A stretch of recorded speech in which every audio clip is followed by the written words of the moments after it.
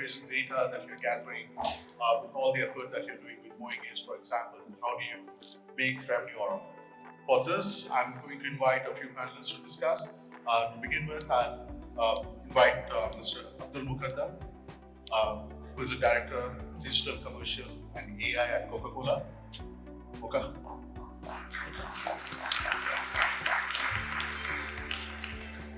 Next in line, we have Michael from AirAsia Move.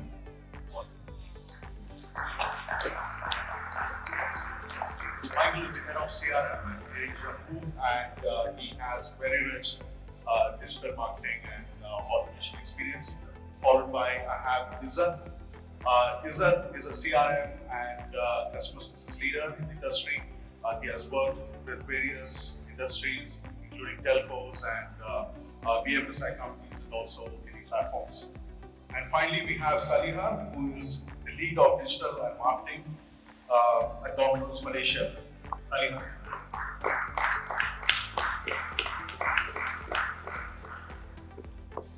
So panelists, if you don't mind, please introduce yourself. We'll start with Michael. Hello. Hi all, my name is Michael. As Zubair mentioned, I'm the head of CRM at AirAsia Move. Previously to AirAsia Move, I was head of CRM at Carson.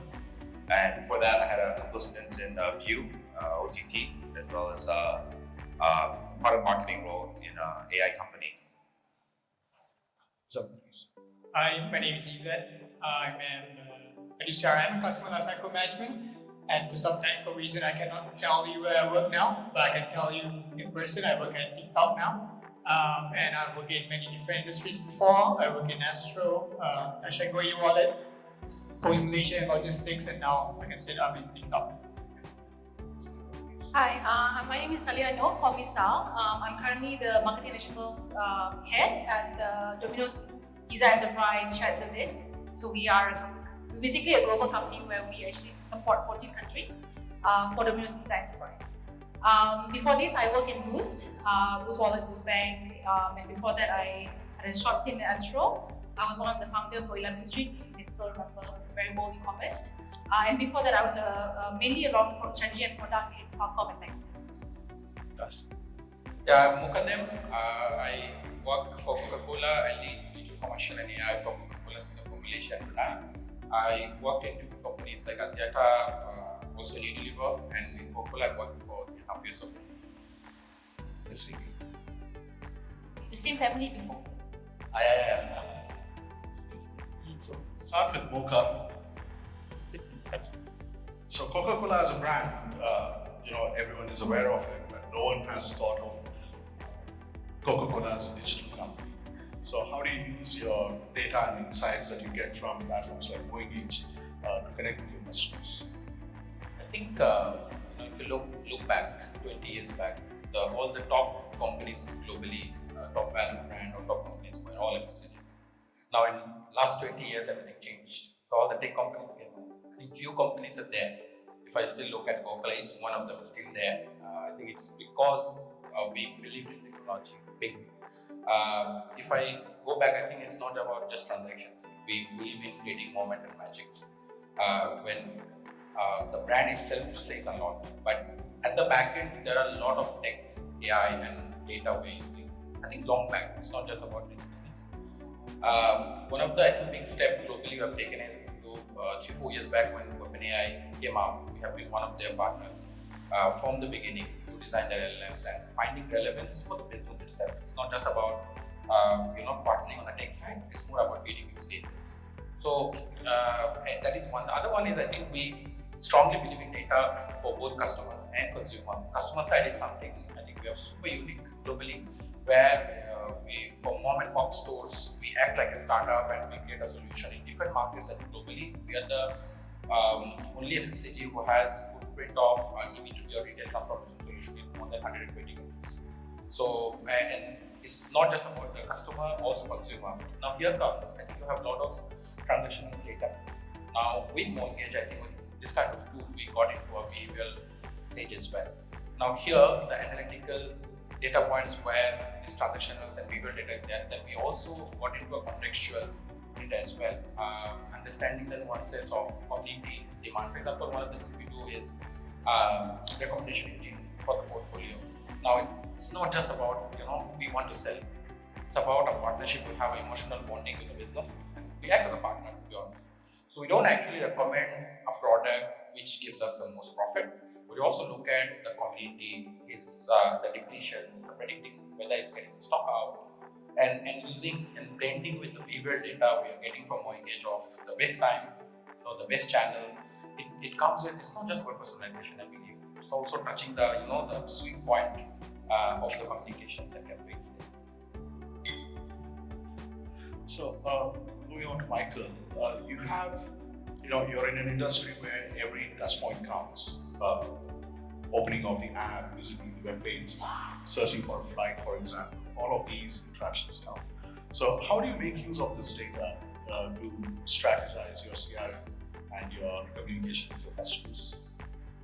I think this is a very important question for most people in every industry. I hope you guys don't mind me using some notes here. I don't have a good memory like Zubair did here.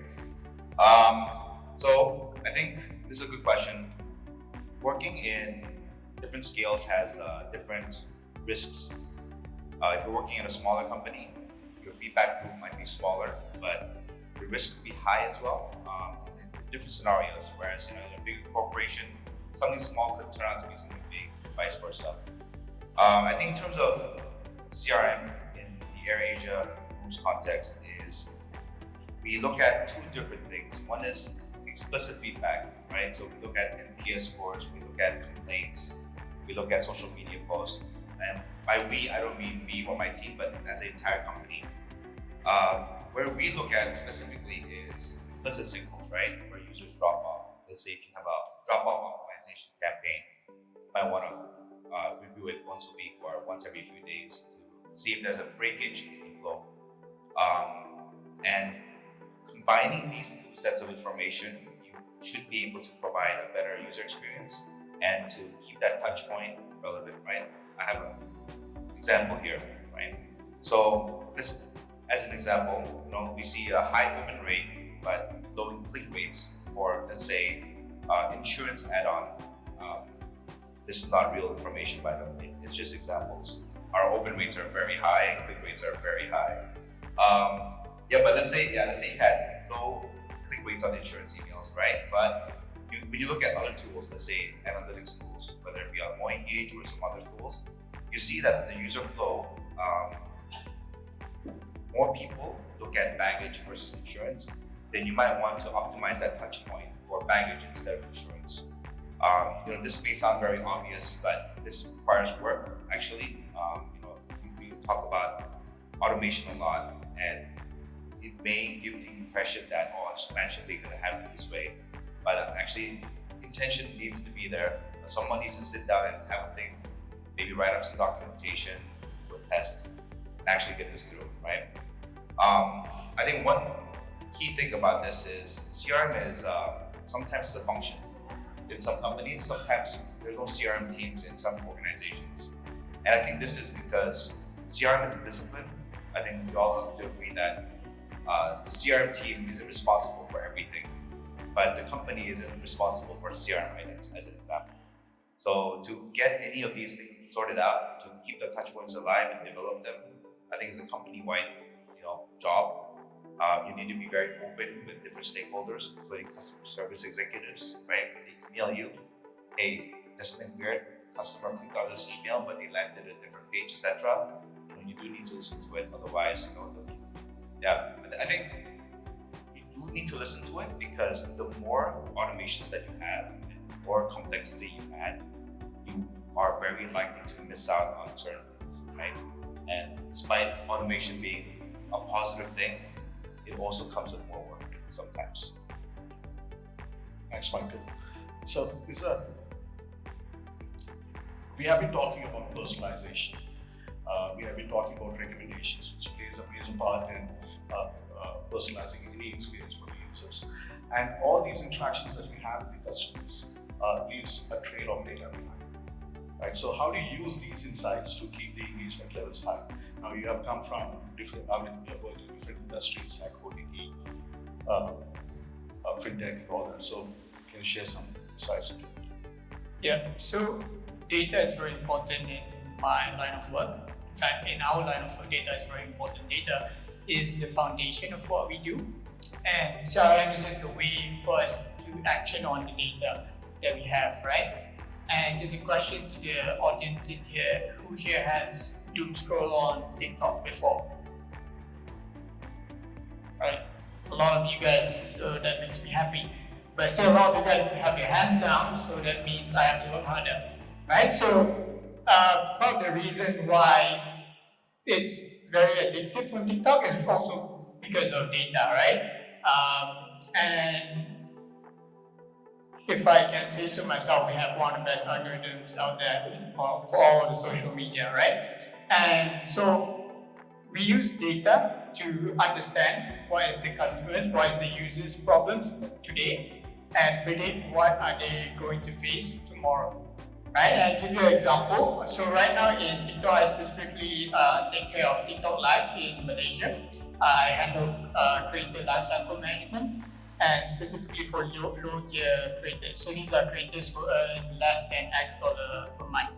And they have an issue. One of the key metric for me is live stream duration. So how long a creator goes live for, right? And for low-tier creators, they have an issue. And my role is to figure out what that issue is. And my data tells me there are different possible reasons, right? Maybe that they're shy, they don't know what to say when they go live. Maybe they cannot find the go live button, etc., etc. So from all these possible reasons, I need to look back at my data and figure out which one to prioritize. So my data tells me in Malaysia, one of the biggest problems for people not going live is actually because we Malaysians are shy people, right? And how do I know we are shy people is because when they go live, so everyone when you go live, we start at 0 viewers, and as soon as someone comes into their live room, they end their live, right? So that's how I know they are shy with people on the internet, right? So now I know that based on the data is telling me that possibly they are not going live as long as you want them to, is because they are shy. So for me, as a CRM person, I have to take action on the data. So what I do is that I send them educational materials on how to overcome shyness. I can also promote them certain features on the apps, like using filters or green screen so that they don't have to show their faces when they go live. So things like that. So that's how data inform me on the work that I do. Sure. Thanks, Izzat. Moving on to Sal. Domino's, just like Coca-Cola, it's a global brand, very well-known brand, and all of us at least have tried it at least once a month, right? Hope so. Yeah. So, and Domino's as a company is very mature, not just with its pizzas, but also when it comes to their digital transformation. They have a seamless ordering experience and lightning fast delivery. So, Salihah, could you please share how you use all this data from the ordering and all the information that we get online, offline, and from your post machines and all of that to create a differentiated customer experience and to get the customer loyalty, the stickiness to your brand? But before that, maybe I just want to address a bit about what Michael said. I do agree with you, automation is a lot of work. But I think it's a lot more investment, right? Let's not use the word work. So people might not want to do it, right? And yes, VP said me how to not doom scroll. So I actually just avoid TikTok sometimes because I do doom scroll, and I'm like, I actually want you to doom scroll. I know, I have kids, I cannot have time. I need my sleep, thank you. Okay, so Domino's, I think, first thing that we're very committed and I guess very focused and on our experience in the sense that we know, so we toyed with a lot of loyalty schemes, to be honest with you. We've done points, we've done vouchers, we've done personalized offers, we've done a lot of tests. But what we realized, the most important is our customers are hungry and they want their pizza hot, tasty, generous with the products and delivered to them as fast as they can. So that's one thing that we have done testing over the years and we agreed that's the focus. We're not even going to go deviate about that, right? So how do we do that, right?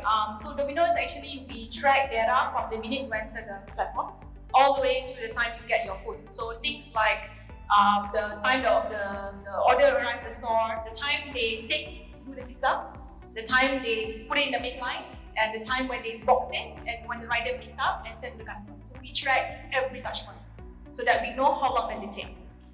So for us, the key important is how do we deliver the pizza fresh and on time. So for example, in Japan, something we pilot, this is something also we started playing with AI and also machine learning a bit to predict in Japan. So Japan is one of our largest markets. They are very fast moving and they're very demanding. And what we're testing is to actually predict the capacity of a store, to understand, in a situation where store managers are not in or staffs are not in, could be like the materials like pineapples might not be available, or there is a very influx of order, especially during holidays. So we're actually trying to pilot now, which is we use AI to actually predict these situations. And we are also testing two scenarios, which is one is we not allow customer to order. We do actually put it out of stock or not available for order if a certain volume reaches a certain capacity issue. And secondly, we also tested if we predict delivery time. I mean, based on the volume of orders, how long will it take for the orders to arrive? Surprisingly, actually, we see same result. That means we see the same NPS feedback for both out of stock versus delivery time. So we don't actually lose any customers on both. But we do actually see a better customer feedback versus we're not telling the customer that it's going to be late. So that's one example of why we use data to actually provide the best customer experience. So that's something we're piloting in Japan, and I think if it works out well, we might pilot it across globally. So we operate in about 14 countries globally. Right. So when we talk about personalization, it's a very commonly used term. But if you look into the details of it, what you're doing here is you're having a very narrow view of a single customer profile, of a single customer view. And in industries like Domino's, for example, or Coca-Cola, you have the data coming in from multiple sources. It can be coming in from online ordering or app ordering or point of sale one, wherein they give their membership number or loyalty number, track the points. So, can you tell me what are the hurdles that you are facing in your job profile in order to unify this data and to identify the customer and isolate? Interesting question. I think this is very relevant. I think most of us who are here thinking about just online, my journey is a bit different. I was trying to transform offline to online here significantly. I think starting from the customers, mom and pop stores is really difficult. I think I'm doing this for 6-7 years for 2 different companies. I still remember when I launched 7 years back and getting my first 500 customer retailer to tell them, why don't you use now Asian culture. I think you will know that we are lazy and we like to be pampered. So someone coming to my outlet from a company, taking the order, pitching me, it was all different. Then COVID happened. Suddenly, I used to work for Unilever, and I remember hand wash was a big crisis. And suddenly, everything was shut down. And I just said somewhere and randomly sent some WhatsApp and SMS communication with the download link of the app. I slept. I woke up 10 a.m. next day. 22,000 downloads within 12 hours. Crazy overnight. Now, these are the same retailer where we send someone rich, showed it's beautiful, you use it 24/7 now. Now, that's the force fed. I think that showed me the light, to be honest. We were thinking how to crack this up. And now, no one is stupid there. Now I come back to your data point. We found a lot of silos. Finance data, transactional data, fulfillment data.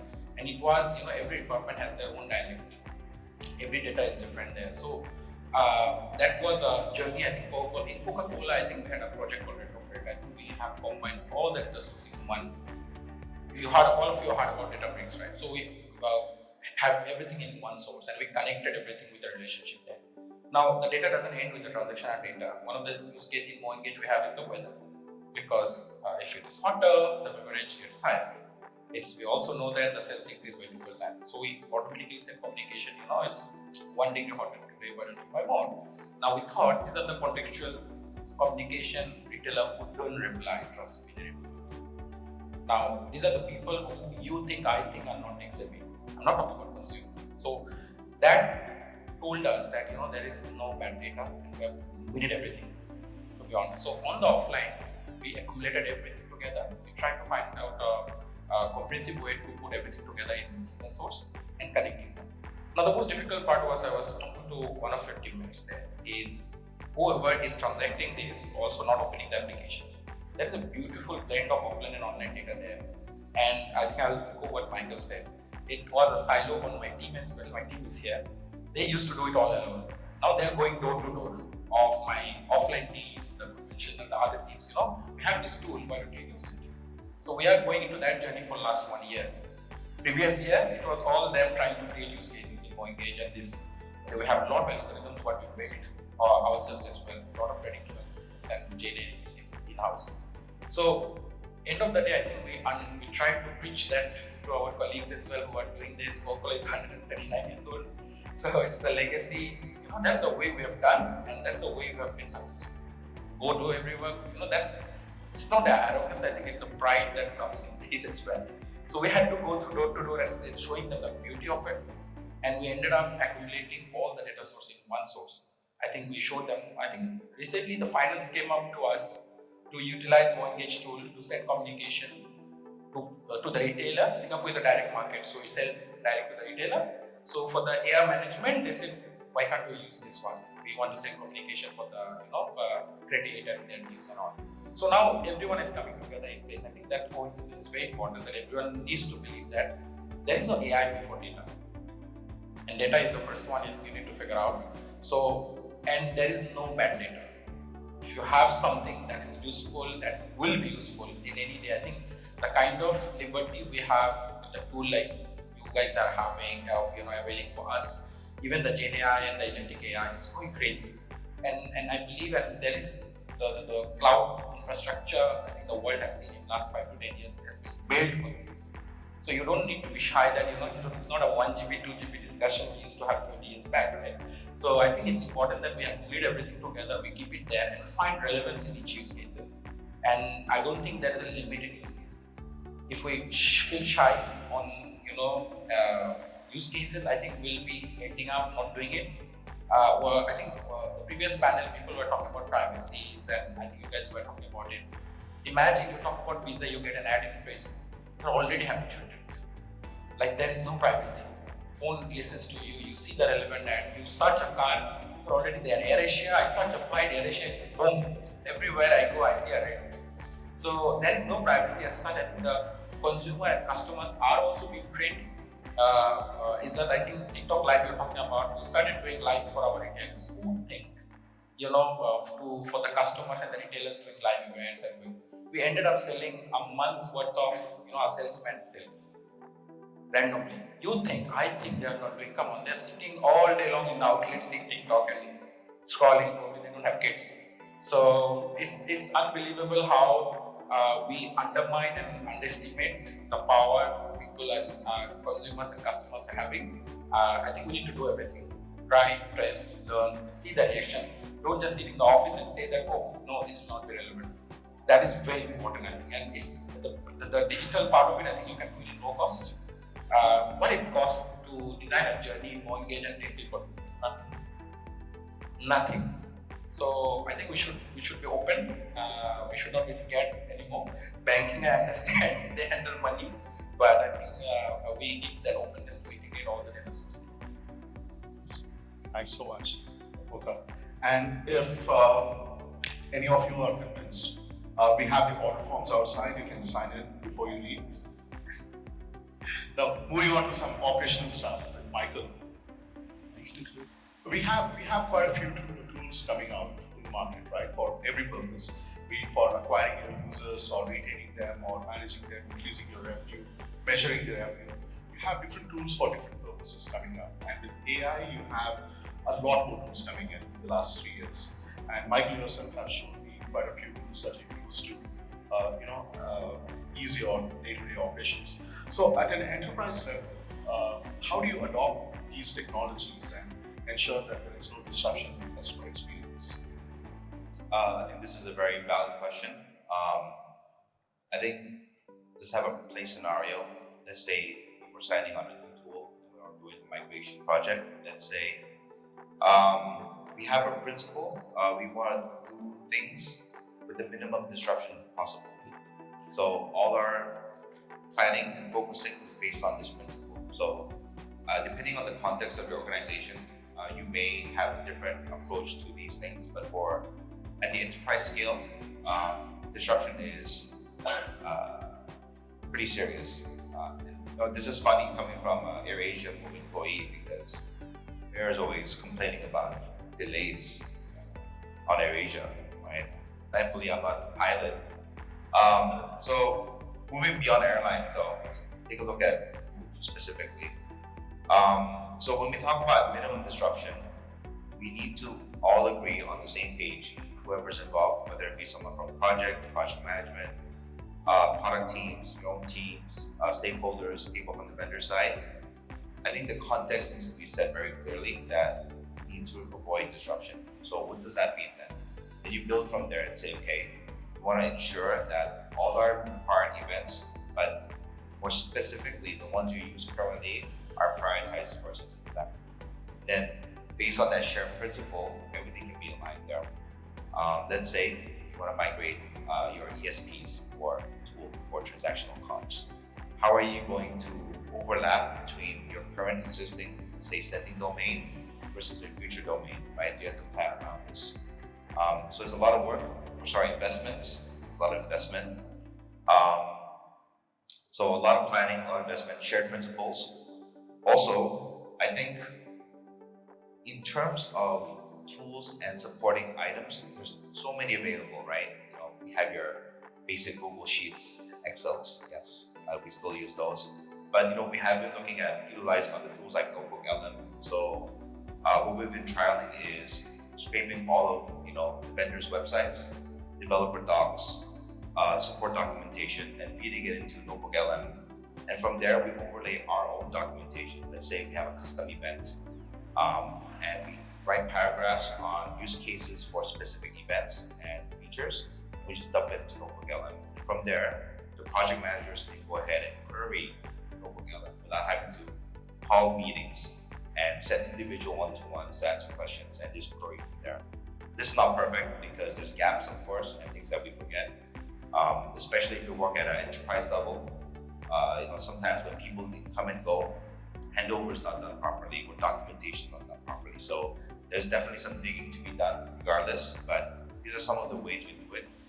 I think there's two things that is most important when you're integrating a new tool or vendor.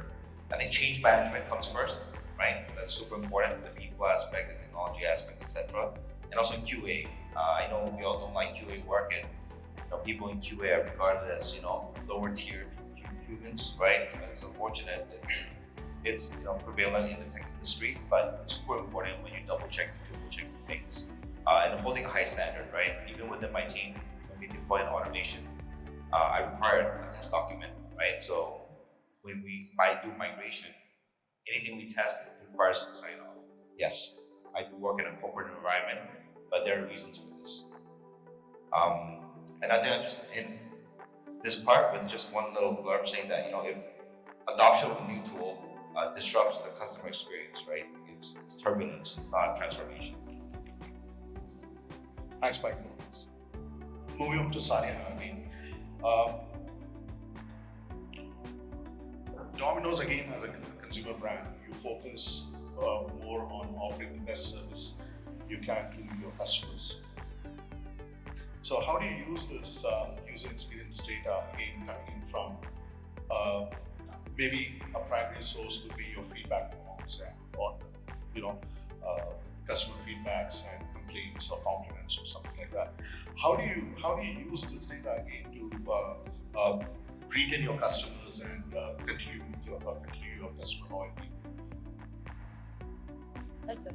I guess in a way, because we collect so much amount of data, to be honest, in terms of because we do, for example, you post that there is a feedback every time you order a pizza, so there is a feedback that you can enter, and the question changes based on your historical.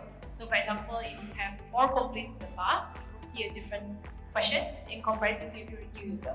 So the idea is we believe that feedbacks are very different depending on the level of user. That means if you use us a lot more, you probably will talk a lot more about, you understand what pizza quality, is it hot, is it warm, versus if you're new, you probably just want to know whether it's tasty or not, right? Something like that. So we do change that a lot depending on the customer's profile. And in that sense, we do see this data globally. So we have data for about 14 countries. So we are able to then compare the different cultures, different nuances for each country, and how does it support each other. So what we do a lot is what has worked in a certain country, we actually do test it on different countries. So this works as well with your flavors, right? For example, certain flavors in Malaysia works better compared to Singapore, compared to Australia. So we do test it and we do share across the different countries. I think for us, we love complaints. So for us, we actually prioritize complaints more than good feedback. I think good feedback is just a pat on the shoulder and you do a good job. But we actually love the complaints because the complainers are the ones that are invested in your brand. Because if they don't spend the time to actually complain to you, they will just walk off, right? If they hate your brand, they will just walk off. But the point is they invest time. They actually need time to write. And some of the complaints I got is very long, like pages and pages of complaints, right? And to me, these are the customers that I value the most. So what we do is all this is typically, so we actually, we have a customer profile that we do. So those are in-house built, where we actually do capture all the, like different touch points, like whether you have a late delivery, do you complain, what kind of vouchers do you get, what kind of promos you take on, what kind of pizzas you actually like, are you more festive, are you more classic? So we did capture all that. And I want to use this word, but it's very cliche, so a lot of this is also very AI driven. To be honest, we don't have the human capacity to really go through all the data. Like I don't get overwhelmed, to be honest. And from there, we actually have something called nice back session where we recommended what do we do for the customer. So do we give a voucher, or we don't give voucher, or do we show a discounted pizza? This is normal price pizza, like you're happy to be normal priced. And all that. So those are actually sort of personalized and recommended to you through our CRM. So something that we're also testing out in Australia is to have a personalized recommendation on the website as well, even if you are not signed on. So we are able to, based on your delivery address and phone numbers, we're able to sort of know who you are, and then able to customize and design the website as well. So also something that a bit more traditional, not so data savvy and very technology savvy, is also a lot of our customers go to maximum 1 or 2 stores, because the way we design our delivery system is that we will cover a certain area and we rarely have an overlap. So what we also instill is also the personal touch of our stores. So we are very, very careful in making sure our turnover of employees is very low. Because for us, they are actually the crux of our system, right? So they actually know the customers personally. Whether they order online, so sometimes they will call and say, "Hi, Mr. Zubair, I saw you order this, I put extra chicken for you." So they will call and say that, right? So what happened is the store managers or the store people who make pizzas, they actually know the customer very well, because these are the same customer that comes to the same store over and over again. And they will put things like extra pineapple, extra chicken, extra mushroom. The orders normally come like that, and they roughly already know. So for us, there's also another touch point that I think, even though we go in a very digital scheme, of AI, of data, of CRM tools, there's also another part that we shouldn't forget. Your staff, your employees are also the one that contributes the most loyalty of your customer. And for us, that's also very key as well.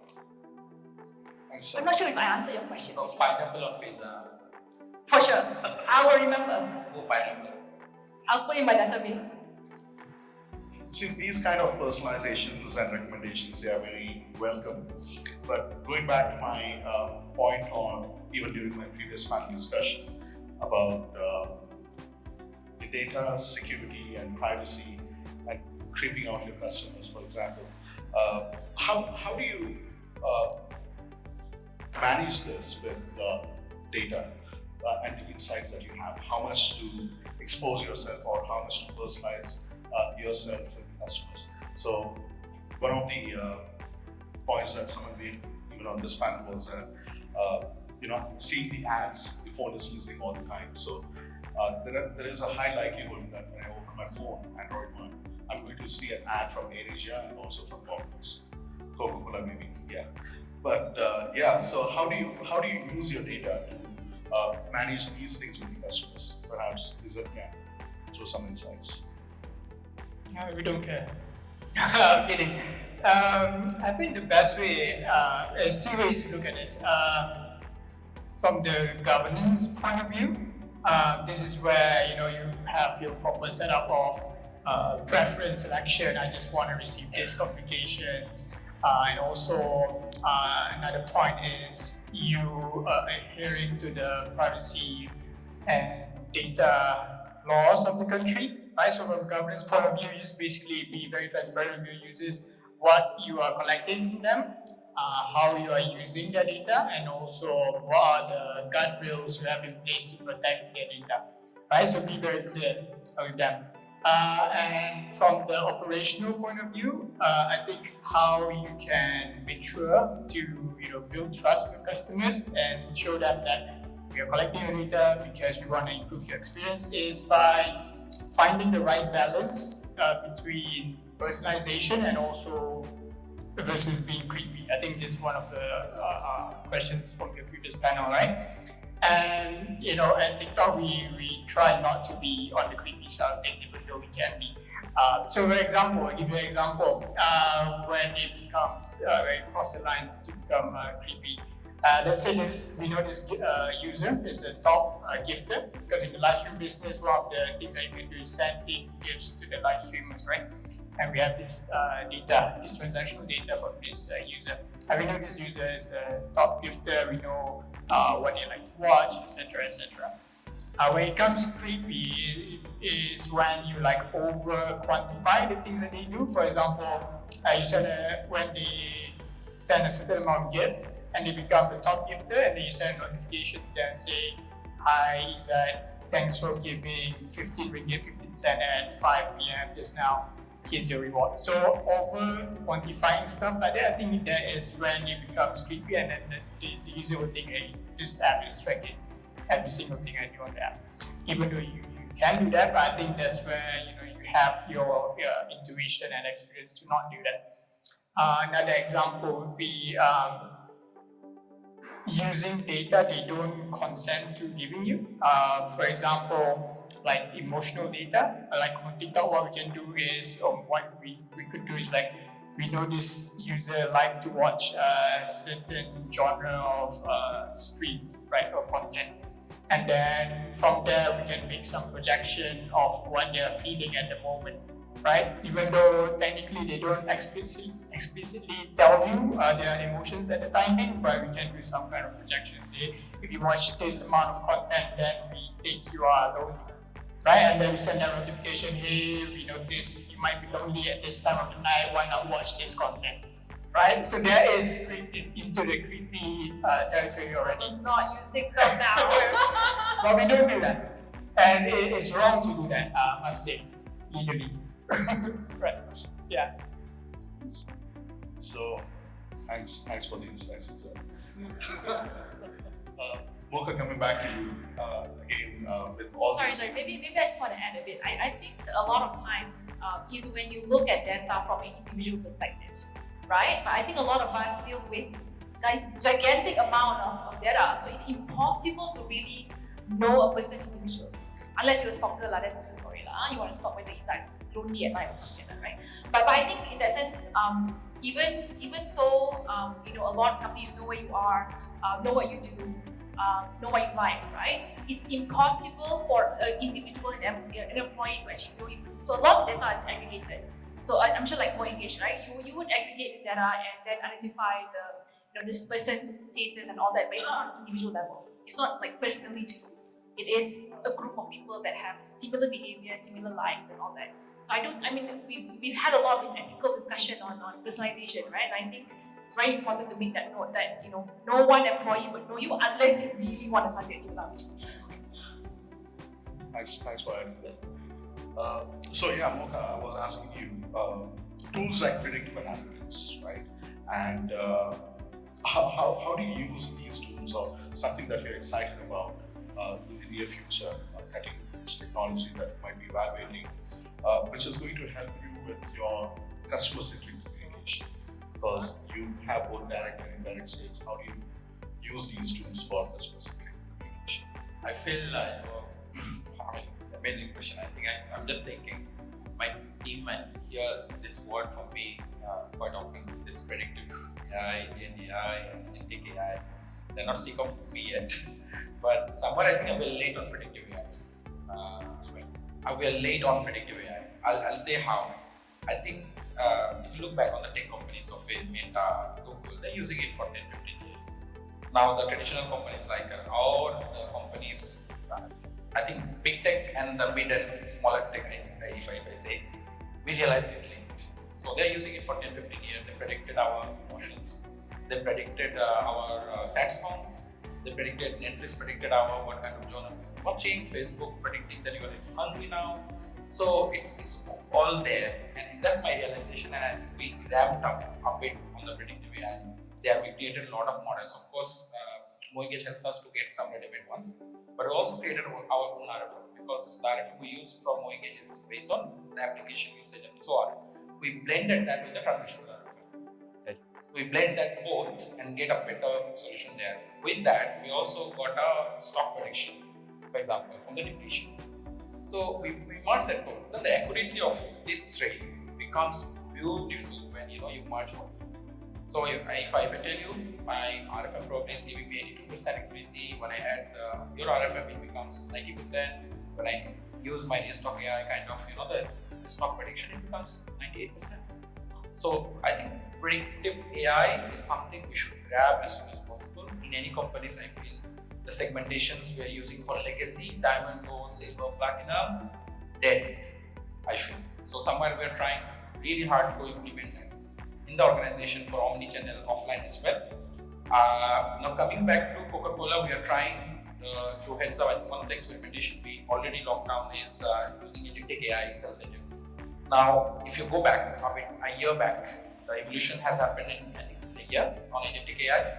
The accuracy is brilliant, the human touch is brilliant, and we understood that if you remember, I think for customer service a lot of people used, but it didn't work out. There is no human touch, there is no proactiveness. Now you go there, and these are all available. The timeline of a project of coding, creating such solution is I don't think there is any timeline. 6 months of project became a 6 weeks and 6 days of project. How many of you are aware of Firebase Studio? Can you raise your hand?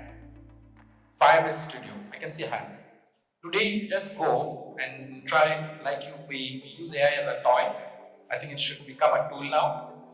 Let's use Firebase Studio and go and use a prompt. Go to ChatGPT, try to build one application you want to build.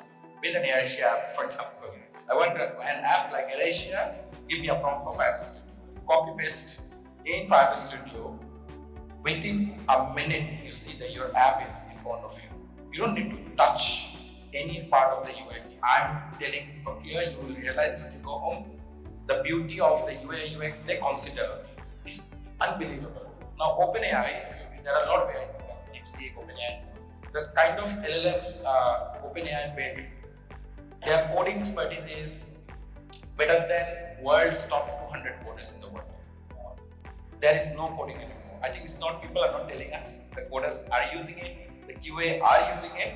One of the things, I think we check the sentiment of the comments. So we stopped reading them and we started using Gen AI to understand the NPS, the sentiment, angry, sad, it's a cooler issue, is it a delivery issues or something like that as well. Now, I think we need to come out of that phase of using AI as a toy tool. That's number one. Number two, I think Gen AI and agentic AI especially is super easy. I think it's where I did a post in LinkedIn 1.5 months ago. I wanted an intern and I said, globally anyone can apply. And I interviewed few. I got someone from India, from Visakhapatnam, it's very far, 19 years old kid. I spoke to him, I got stunned. Half an hour meeting became 1.5 hours. That kid is building agentic AI for different companies. No education, and he's doing an engineering. He said, I don't like it there. They're the people from the past who's teaching them. But he said he built, so I asked him, what did you build recently? He's earning, I think, close to $8,000 at $100,000 is huge for someone in rural in India. And I said, how long you worked on this? He said, probably 1 or 2 hours a week. Why don't you do more? He said, I don't like it.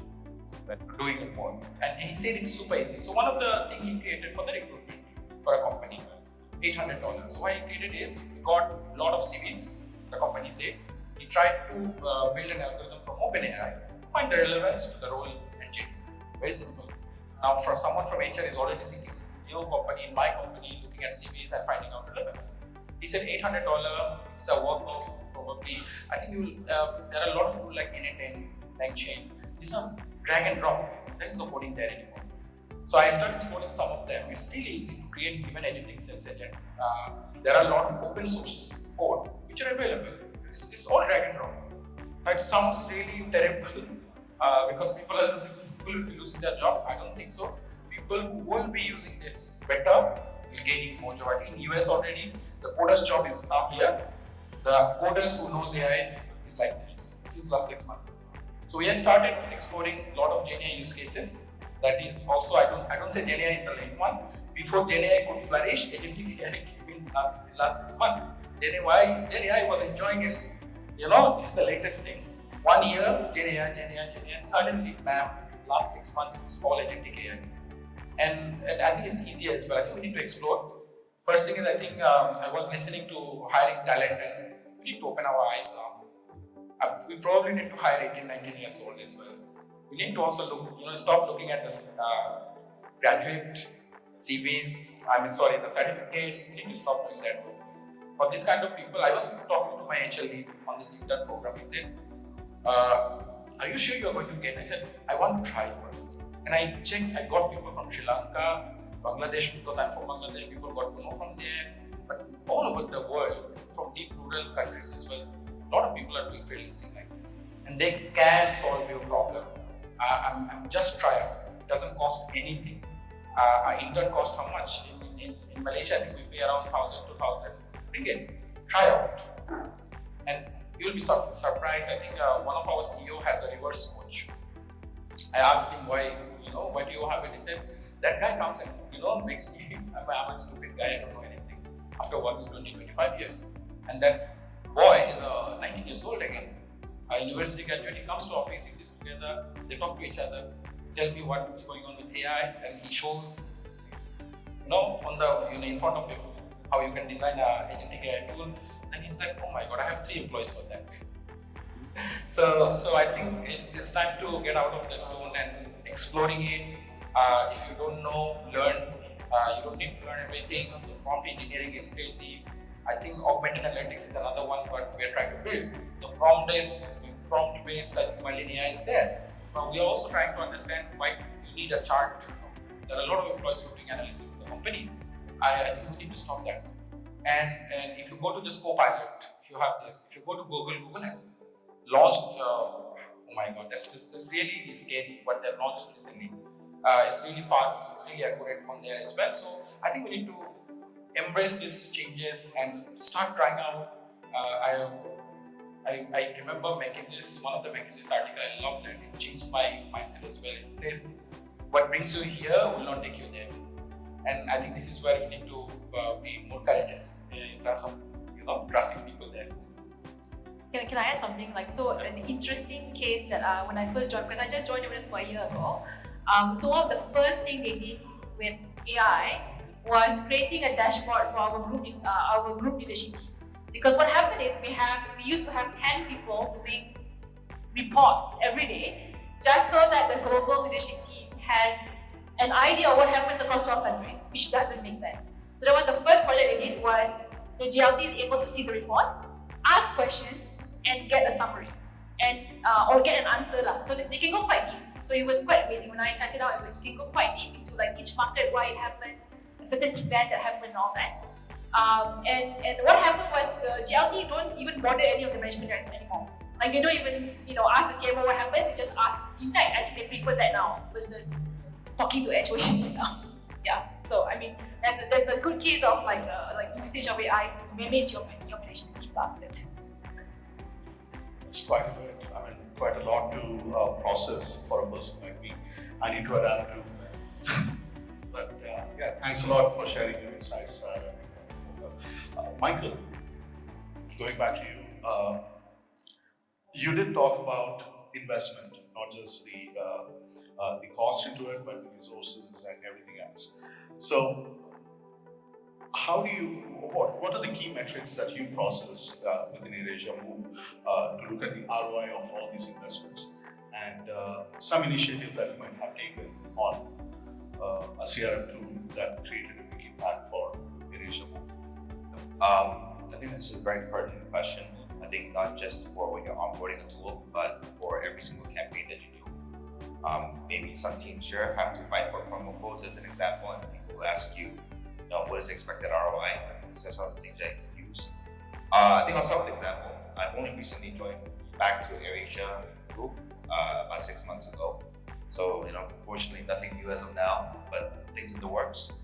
I will share an example from when I first joined, my first round, I think about 7 years ago. Back then, when we have SCE, which is the free seats campaigns, I think everyone would know, launch these at midnight. They typically sell out in like 20 minutes. It's kind of crazy. What happens there is, so SC would be kind of semi-scheduled, but the follow-up emails will all be manual. So follow-up emails would be things like ancillary upsells and cross-sells. These used to be all manually done. Someone would sit there day after SC, query, and send it on the same day. Now this kind of blew my mind. Yes, it's kind of that's for a company the scale of AirAsia back then. And by back then I mean only 6-7 years ago, which is actually that far behind, right? So I had the challenge of not only asking my team to look at automation, but also persuading stakeholders what marketing automation is. Thankfully, at the time, I think my manager was Ravi, who's a very forward-looking individual. He was fully on board. So we did a POC to launch an automated cross-sell journey after a booking event. We rolled it out for one route, and with one, I think the entire email took maybe a week to make. We had to raise requests for creatives, ask for copy, get approvals, test it, etc. But after we launched it, I believe in 30 days, we had the projected annual revenue from that one email of 7 digits for one round. So I think in terms of ROI, right, I think that's a very straightforward measure, right? So one aspect is how much money did you make, or how much money did you actually make? The second is how much time did you save, right? So that's very quantifiable. And actually there's a third aspect that is quite important, but most CRM and marketers forget, is market share.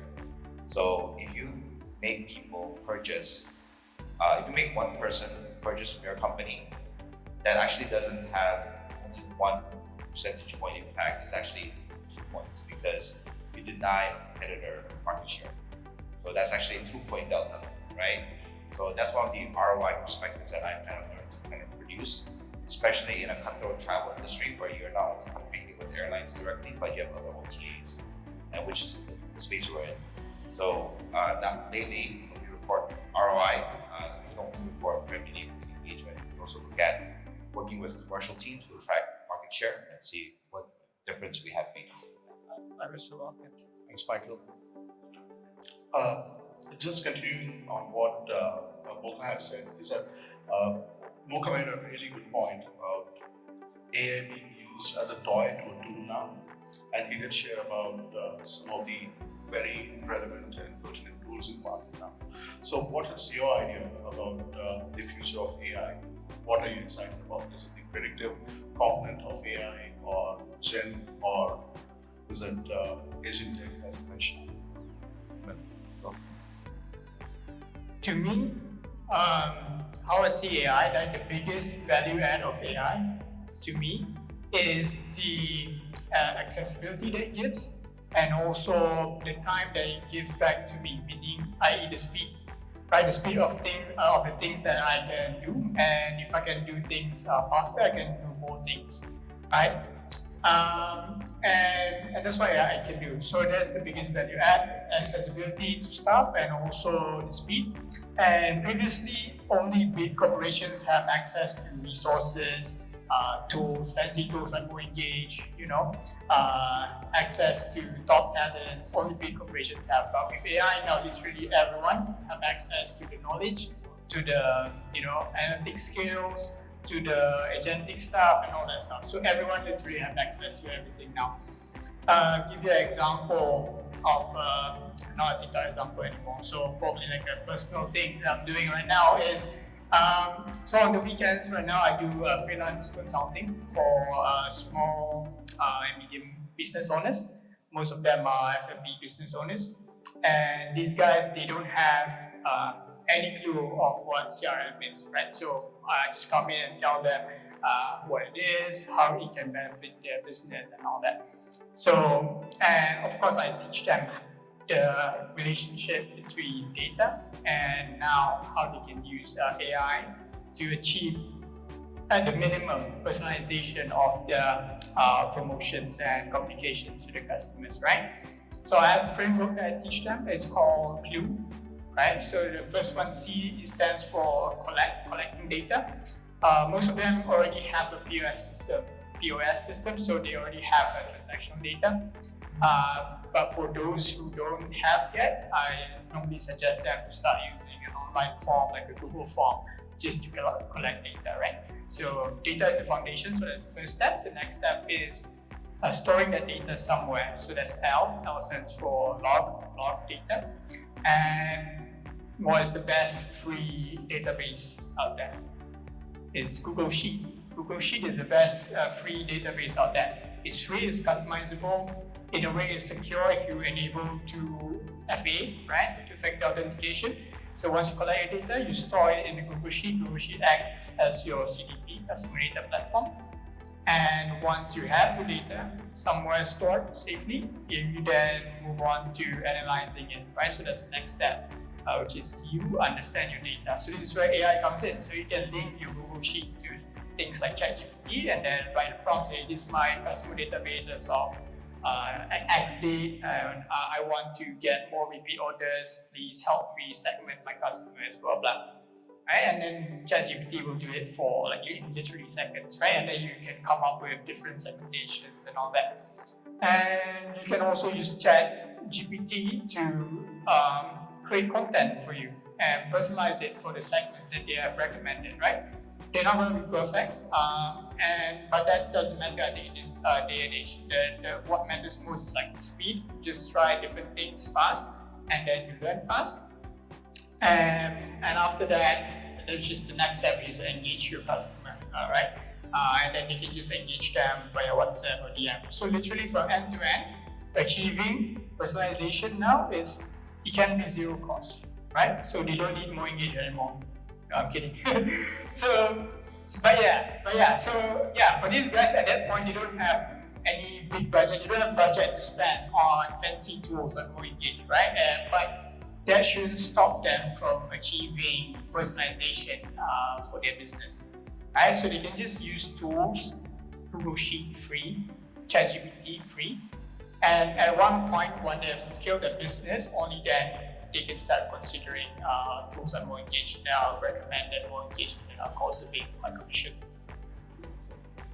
I was just thinking, I think there are a lot of people who are guilty of using AI. How many of you have courage to go back and to tell someone that I've used AI for this?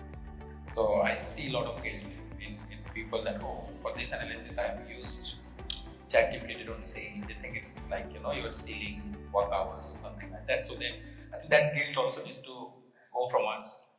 There are people who think, it's like cheating. It's not cheating. For being more effective, efficient, I think it helps you to be better, to be honest, in terms of using. I think there's also a perception where people think if it's produced by AI, it's of lower quality, right? So in my previous organization, I get that a lot and say, this is AI, it's not that good, right? So also that perception. But to be honest, it's decent now. In fact, it's really good now. Right? It's changed a lot. It's changed. The qualities, I think, actually not better than you go to an agency, you get copywriting strategy. I think it's unbelievable the way how accurate it is. I think I'm going to challenge you a bit on that, though. I do think there are talents involved in using AI. There are people who use AI 100%. very poorly. They Yeah. just take exactly as it is and that's it, right? They don't personalize, they don't customize, they don't keep prompting until you get the right result. So I do think there are talents required to use AI, So right? one of the things I created a data scientist, a backup data scientist. I have a data scientist in the team, but I created one. And when I did it, I asked ChatGPT to tell me the best data scientist ever in the world. Give me the skill set and this. And I said pretend like this. And I named it as well. It's Paul, for example. I say, hi Paul. Start acting like one insight I can give you back. Create your own agentic AI now. Yeah. So I think prompt is very important. You need to prompt engineering. You don't need to go through any training or anything. It's very simple. I think someone you need to understand. You need to tell the context. You need to create a persona. It gives you back. One of my friend in Gemini, he said people start using as a therapist and boyfriend girlfriend there. I said we are losing money because of thank you, I love you, and no sorry. Sorry for them. People are saying sorry for giving the wrong prompt, and it's costing them millions because of this kind of prompt. So, But I think it's an interesting question, right? So I do think that somehow we have to change that perception of using AI, right? So recently I was hiring some front-end developers, right? And I think out of maybe 20 candidates we interviewed, 2 of them actually use AI. I hired them. Right? So my HR was like, why would you hire? They're technically cheating, they're using AI. They did your website in like 2 minutes versus the other people spend 20 minutes developing that page, right? And I was like, that's exactly what I want. I want someone who can develop a website for me exactly how I want it, as fast as they can. Why do I want to go with someone who took the long road, right? So I think that perception has to change. That's because you use AI, it's not cheating. But it's how you use AI and whether you're doing it well enough. So I think that also requires a lot of thinking, right? Not everybody can just use AI well, right? Nikhil, I use AI to answer some of your questions today. Yeah. Not We ashamed. couldn't see the difference. I think everyone did. Yeah, everyone did. Alright, so any questions for the panelists? It was a really engaging and very insightful discussion that we have had. Any questions for the panelists from anyone? If not, we can. Oh, there is one. I can see Joshua from Bus. Why is the question you got? You know. I was thinking of this say special. Hey Usha, nice to see you. Always definitely learning from you. My name is Joshua. I'm from Buzz. I have a question regarding when it comes to like importance, when it comes to like AI. There's on one end collecting the data, and then one end is also like making good use of it. With all these amazing models, I think it's also important that the source of data is also like good and then it's high quality. So I was wondering for the panel today, what do you see is more important maybe in the near future? Collecting more quality data, or churning out more like better use case or better models? Just for the near future. So people what you can expect. I have been asked actually. I think Coca-Cola, I think we are recognized a conventional company where we have legacy system there. And someone from a market told me I used to look after 15 markets for this one and says we don't have a proper tool. We are talking about AI. Now it struck me back, and I was asking the same question. Imagine you are in coma for 10 years, and the last phone you use a smartphone. I give this example to my team as well. And 10 years after you wake up, are you going to use all the version of the phones and then getting the latest one? Or are you going to get the latest one? That's number one. I think that the reason I'm telling this, I think all the data cannot be perfect. I think you said it right. You might not have all the data sorted and right format. I think we need to start somewhere. More we delay realizing that how perfection is okay, but I think we need to look at the progressive. So let's start looking at what we have, fixing that, and starting somewhere, and then adding it. One of the example is external data we have for traffic to understand a community demand, and that doesn't impact much, to be honest. It's all fancy, to be honest. I'll tell you, the biggest data we use is transactional data. It's very powerful. What retailers are buying, that's the timestamp, that's the location stamp, right? And then I know this locality has demand for this. Now it's up to me creating the clusters through data science, not even AI. Talk about machine learning only. just creating classes out of it. I think we need to start. Let's not talk about perfection here. Let's start somewhere. Let's look at the data, what we have. And I think even today, AI can do 20 people's job. 20 days of job in one day. So I think we need to start there and not getting paranoid about, oh, we don't have it. And we need to get an app first, then doing it. Come on, app is not kind of thing. People start, I think coding is dead, kind of, you can say. I was checking one of the podcasts by NVIDIA CEO. He said, coding is dead. Who does coding now? The AI tool are better coder now. Now, it doesn't tell you to replace people there. It tells you that 90% job is done by the AI, and 10% you fix it. What Izzat was saying, that everything cannot be perfect. But I know there are use cases where it can be perfect. So maybe we need to start as soon as possible. Like, of course, my fellow panelists can say it better as well, but I believe in fast. Doing it fast, I think we are late. I say it again and again. I say it myself as well. I tell myself, we are late. And we will not realize it before. I mean, next 5 years will be a revolution. And I think we have seen a lot. Things are coming, going, not sure. Last year also, I don't think last year discussion is that, if you remember, we spoke about the same thing. I know some of the people shared their confidence on AI, whether it's a good thing or not, whether it's the right thing or not. It's smarter than us now. Unfortunately. But we as a human, I think we need to find out this, how fast we can go, how we can start. I met a startup founder in Sweden. He has 30 agentic AI. He's the only employee of that company. He's the founder. His valuation is now $200 million. $200 million worth of company with one employee. 30 agentic AI employees. He said, my HR is not there. Then I have a HR lead. I have a product lead. And it's all happening in there. And I was like, oh my God, where we are? $200 million worth of company, one employee. Something is going, we don't know. Probably speaking here in this. Maybe I can add on to it as well. So I think that's a good question. I think there's two sides, right? One's like data quality and the other one's the tool. I think fighting in the tool space is kind of wrong. It's wrong because to build these models, there's a lot of investments. And there's a lot of open source models out there as well. So there's no real point spending, investing into this. Then we ran a test in AirAsia Move. So one of the examples I can probably share actually is our data science team is using an open source LLM model and is collating.